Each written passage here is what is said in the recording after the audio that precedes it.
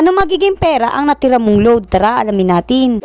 So, ito na nga, punta tayo sa app na Share Treats. Dito tayo makakapag-convert ng load to GCash. Dati, available to sa Smart at Globe. Pero ngayon, yung Globe hindi pa rin siya available.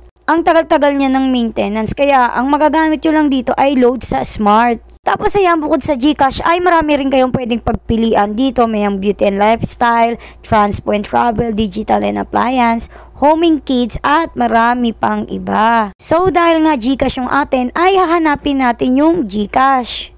Usually makikita nyo siya dito sa taas. Ayan, scroll nyo lang yan at makikita nyo na rin dyan agad yung GCash at ayan na siya.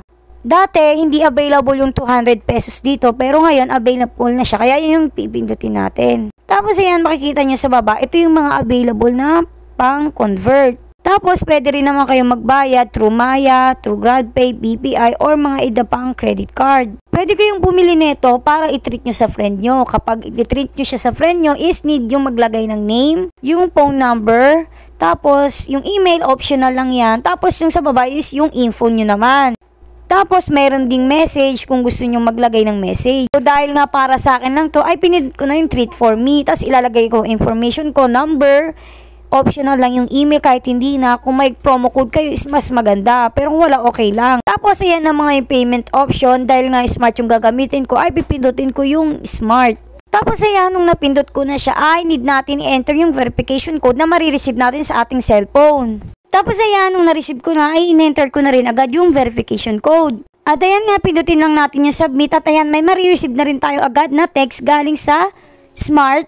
Nakatunayan nang nabawas na yung load. Tapos maya-maya naman ay sa Share Treats.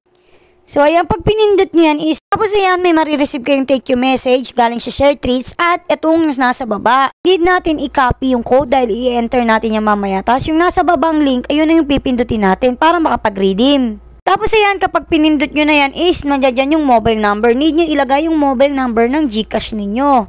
Tapos, i-confirm lang natin. Tapos, ipe-paste natin yung 9-digit code. Tapos ayan, pagka-paste ko ng code ay may mga space siya. O kailangan natin magbura ng last digit as ibalik natin number. Hindi nila tinatanggap yung may space. Tapos ayan, click lang natin I'm not a robot, pati itong nasa baba at yung redeem na mismo. Tapos ayan, makaka-receive na rin kayo agad na successful ito at marireceive nyo na yung message galing sa GCash na na-add na kayo ng 200. Thank you for watching, yun lang!